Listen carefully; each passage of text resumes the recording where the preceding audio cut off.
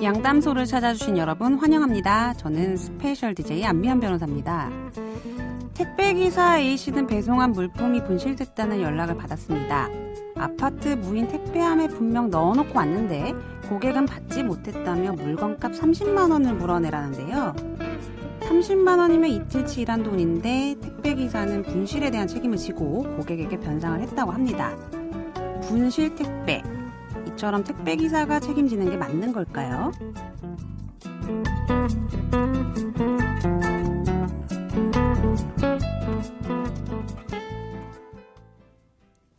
법무법인 승인 안미연 변호사입니다. 최근 6개월 사이 택배기사 10명 중 8명꼴로 분실에 대한 책임을 직접 지고 고객에게 변상한 일이 있었다고 합니다. 그 가운데 43%는 무려 3번 이상이나 변상했던 적이 있고요. 하지만 공정거래위원회의 표준 약관을 보면 고객이 배상 요청을 할 경우 우선은 사업자, 그러니까 택배회사가 30일 내에 고객에게 배상하도록 되어 있습니다. 택배회사에서 물품을 분실당한 고객에 대해서 먼저 배상을 해주고 정확한 귀책 사유는 그 다음에 따지라는 건데요. 위 약관대로면 사실 택배기사가 고객에게 먼저 배상할 일은 없습니다. 근데 왜 이런 일이 반복되는 걸까요? 택배 본사는 대리점과 2년에 한 번씩 계약을 연장하고 대리점은 다시 기사들과 계약을 맺는 구조라서 분실이 많으면 그만큼 평가 점수가 깎여서 대리점 재계약 시 불이익이 있다고 합니다. 그러니까 분실이 되더라도 대리점들은 본사에 이 내용을 알리질 않는 거고 그 부담은 결국 이제 기사들 몫으로 고스란히 돌아오게 되는 건데요. 사실 이런 문제가 발생하는 건 책임 소재와 배상 기준 등에 대한 제도의 미비, 입법의 공백에 당연히 그 원인이 있습니다. 코로나19 때문에 택배 이용 어느 때보다도 더 많은데요. 이런 불합리한 구조부터가 먼저 개선돼야 되지 않을까 싶습니다.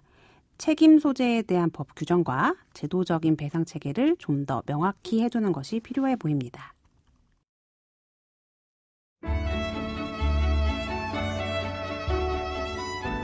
당신과 함께합니다.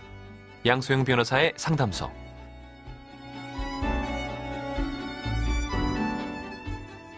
검찰이 계곡살인사건 피해자 이인혜를 자귀에 의한 살인죄를 적용해 재판에 넘겼습니다. 하지만 아직 고인이 된 남편 윤 씨의 유가족들에게는 남겨진 법적 쟁점들이 있는데요. 자세한 내용 강효원 변호사님과 알아보겠습니다. 변호사님 안녕하세요. 안녕하세요. 피해자인 윤모 씨의 누나가 이은혜에 대한 엄벌을 촉구하면서 얼마 전 글을 올렸습니다. 그 엄벌 탄원서를 부탁드립니다. 라는 제목의 글인데요. 네, 윤 씨 누나의 글에는 이런 내용이 있습니다. 이은혜는 장례식장에서 동생을 잃고 슬픔에 잠겨있는 제게 굳이 입양된 딸 얘기를 꺼냈다고 하면서 또 딸을 손주로 조카로 받아들이라는 무언의 협박이었는지 지금 생각해도 분하다. 네. 또 마땅히 사랑받고 커야 할 본인 아이까지도 도구화해서 저희 부모님의 재산까지도 노리고 저희 가족의 입양한 걸 뼈저리게 후회하고 만들고 싶다고 하면서 그들에게 어떤 형벌이 내려질지 끝까지 지켜봐 주시길 부탁드린다는 글로 끝을 맺었습니다.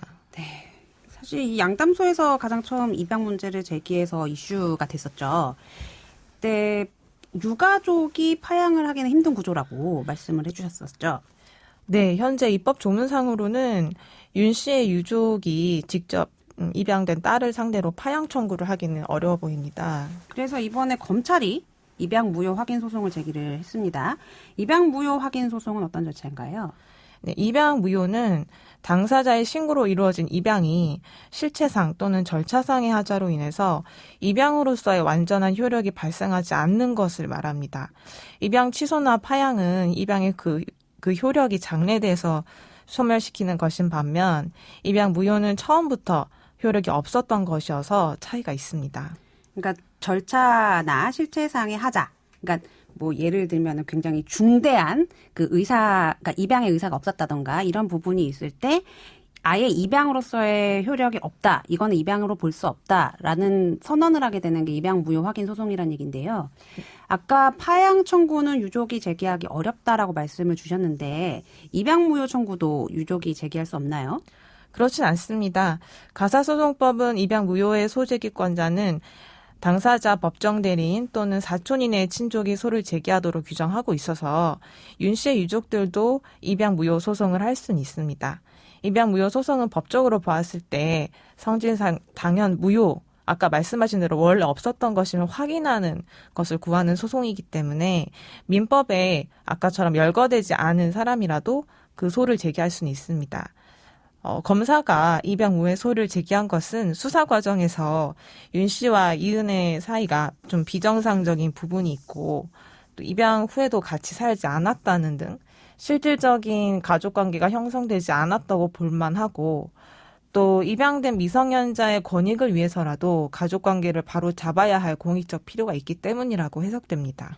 사실 무효 확인 소송하려면 확인의 이익이 있어야 되는데 이 사건에서는 이제 중요한 부분이 공익적인 부분도 있겠지만 그 상속과 네. 재산 관계에 관한 부분도 문제가 있을 건데요. 그래서 네. 아마 이제 입양 무효 확인 소송을 제기하신 것 같은데 아까 제가 얼핏 말씀드리긴 했습니다만 입양 의사가 없을 때 입양 무효를 이제 제기해서 확인을 받기는 하는데 그 외에 어떤 사정이 또 있을까요? 네. 입양 무효에는 보통 당사자 사이에 말씀하신 대로 입양 합의가 없었다거나 또는 가정법원의 허락 없이 미성년자를 입양했다거나 아니면 13세 미만의 미성년자가 법정 대리인의 승낙 없이 입양되었다는 등의 경우가 있습니다. 여기서 검찰은 입양의 합의가 없었다는 부분을 입증을 해야 되고요. 네. 일반적으로 당사자 간의 입양 합의가 없었다고 볼 수 있는 경우는 의사 무능력자가 입양을 했다거나 아니면 당사자들이 모르는 사이에 제3자가 입양을 했다거나 또 뭐 다른 사람을 뭐 이 사람으로 착오해서 입양을 했다거나 친자관계 창설이 목적이 아니라 다른 목적을 위해서 가장 입양을 했다거나 아니면 입양 신고서 제출을 타인에게 위탁했는데 입양 당사자가 그 입양 신고서 수리 전에 사망하거나 입양 의사를 철회한 경우가 있습니다.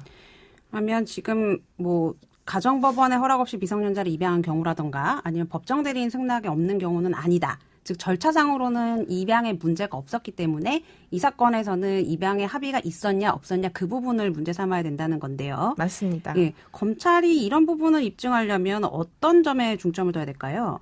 일단은 윤 씨는 절차적으로 봤을 때 가정법원에 가서 면접조사도 진행을 했고요. 부모 교육도 받았습니다. 그래서 외관상으로는 입양의 의사가 있는 것처럼 보이기는 합니다. 그런데 이제 부모 교육도 받고 가사조사를 받았다고 해서 또 단지 그 사실만으로 양친자 간의 입양 의사의 합치가 있었다고 단정할 수는 없을 것 같습니다. 비슷한 판례로 또 대법원 판례 중에 종손의 대를 이을 목적으로 호적상 형식적으로만 입양한 것일 뿐 당사자 간에 실제로 양친자로서 신분적 생활관계를 형성한다는 의사합치가 없었던 것이라면 당사자 간에 입양의 합의가 없는 때에 해당해서 무효라고 본 판례도 있습니다. 그러면 실질적으로 이제 양친자로서, 그러니까 그 부모와 자식 관계로서 이제 생활을 했느냐 그 부분을 입증하는 것이 좀 중점이 되겠네요. 네. 지금 그래서 아마 검찰은 윤 씨와 입양한 딸 사이에 실질적인 신분적인 생활관계가 전혀 형성되지 않은 사실을 1차적으로 주목할 필요가 있고 또 입양 청구하기 전에 윤 씨가 이은혜로부터 가스라이팅, 즉 정신적 학대를 받아왔던 사실이나 또 윤 씨가 입양 딸의 양육에 관해서 이은혜와 대화를 주고받았던 사실이 있었는지 또 윤 씨의 유족이 장례식장에서 처음 입양 사실을 이 씨로부터 들어서 알게 됐다고 하는데 윤 씨는 이런 입양이라는 어떤 중대한 가족 관계에 대해조차 가족들에게 알리지 않았던 사정, 뭐 이런 여러 사실관계를 좀 종합해서 좀 면밀히 잘 입증을 해봐야 될 것 같습니다. 정리해보면 이제 입양의 의사가 그 나의 진위가 아니다. 가스라이팅에 의해서 이제 입양 의사를 이제 표현했을 수도 있다. 그리고 이제 실질적으로 신분 관계를 유지하려고 했으면 그 다른 가족들에게도 입양 사실이 이제 공지가 되고 있어야 되는데 그런 내용이 전혀 확인된 바가 없다. 이런 점을 좀 중점적으로 봐야 된다는 말씀이고요. 다른 부분도 한번 볼게요. 윤 씨랑 이은혜는 어쨌든 혼인관계 유지 중이잖아요. 네. 그리고 윤 씨가 사망을 하게 된 이상 이은혜와 그리고 이은혜가 이제 입양하도록 한 딸이 상속을 받게 된 구조예요. 맞습니다. 근데 사실 이 부분이 제일 불합리하죠. 재산과 보험금을 노린 범죄 혐의라는 그 의구심을 갖고 있기 때문에 제일 중요한 거 상속을 못 받게 하려면 우리가 생각할 수 있는 방법이 뭐가 있을까요? 네, 제일 먼저 이제 상속 결격을 떠올리실 수 있을 것 같습니다. 상속 결격은 이제 상속인이 될 자가 피상속인을 고의로 살해하거나 살해하려고 한 자를 말하는데요. 그러니까 이런 사람은 상속 결격자에 해당해서 상속인이 될 수 없습니다. 그런데 지금 이 씨가 수사를 받고 있지만 뭐 우리가 정황상으로 보는 그런 여러 기사를 봤을 때는 살해했다고 생각은 되는데 막상 이제 형사 재판에서 결과가 어떻게 될지 알 수는 없습니다. 그래서 살인죄로 유죄 인정이 받아야 상속 결격이 돼서 상속을 못 받게 되는 거고, 만약에 살인죄나 또 살인 미수도 인정받지 못하면 아마 상속이 될 수 있습니다. 그러니까 상속 결격이 되려면 살인의 유죄 내지는 살인 미수까지 인정이 돼야 되는데 이제 만약의 경우를 우리가 또 생각을 해봐야 되잖아요. 살인으로 처벌을 받지 못하게 될 경우 무죄 판결을 받게 된다. 이랬을 때는 상속을 못 받게 하려면 저희가 어떤 방법을 생각해 볼 수 있을까요? 네, 윤 씨와 이 씨의 혼인관계 자체를 해소시키는 방법을 생각해 볼 수 있는데요. 네, 이혼이나 혼인 취소 이런 것은 이제 당사자인 윤 씨가 사망하셨기 때문에 이러한 소송은 할 수가 없고 혼인무효 소송을 검토를 해볼 수 있을 것 같습니다. 그런데 일단 먼저 애초부터 혼인신고를 한 이상은 기본적으로 유효한 혼인을 했다고 추정이 되죠, 일단은. 네, 의사표시가 있어서 이러한 강하게 추정되는 이 사실을 깰 만한 강력한 반대적인 그런 증거가 있어야 되는데, 판례 중에는 지금 윤 씨와 사례는 좀 다릅니다만, 어떤 사람이 내가 상대방한테 사기를 당해서, 기망을 당해서 이제 혼인을 했다고 하면서 혼인 취소가 아니라 혼인 무효 소송을 제기하신 분이 있었습니다. 그래서 사유는 기망인데 취소가 아니라 무효 소송을 제기했다. 네, 그래서 대법원에서는 결국에는 진정한 혼인의 의사 합치가 없었다라고 해서 혼인 무효를 인용한 판례가 있었습니다. 그래서 이런 판례와 지금 윤 씨 사례는 조금 다르긴 하지만 이런 판례를 좀 검토해서 신중하게 한번 청구 검토를 해보는 것이 좋지 않을까 생각이 됩니다.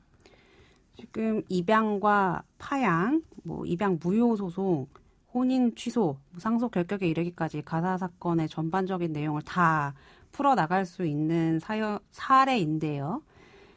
그 입양 무효 부분도 그렇고 혼인 무효 부분도 사실 무효 확인을 구하는 게 쉽지는 않은데 지금 이 범죄 의도가 너무나도 분명하기 때문에 반드시 이런 부분을 막아야 될 필요성은 있습니다. 그 무효 확인 소송에 대한 부분들을 우리가 좀 더 연구를 해봐야 될 것 같아요. 오늘 변호사님 어려운 말씀 감사합니다. 감사합니다. 네. 양소영 변호사의 상담소 양담소는 내일도 문을 엽니다. 끝곡 스팅의 데저트 로즈 들려드릴게요. 저는 안미연 변호사였습니다.